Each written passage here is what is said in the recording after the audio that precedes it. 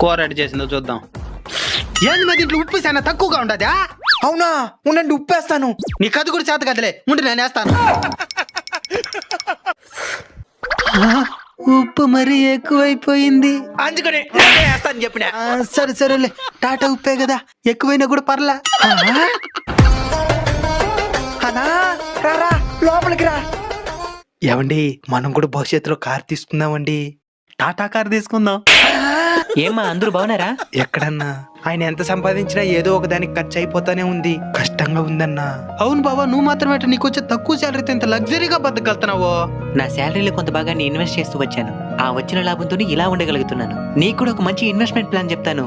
Invest చేస్తావా? తప్పకుండా చేస్తాను, కానీ అది కూడా టాటా వాళ్ళదే అయి ఉండాలి. అయితే నీకోసం టాటా ఏఏఏ వాళ్ళు లాంచ్ చేసిన మల్టీ క్యాప్ ఆపర్చునిటీస్ ఫండ్ సిద్ధంగా ఉంది.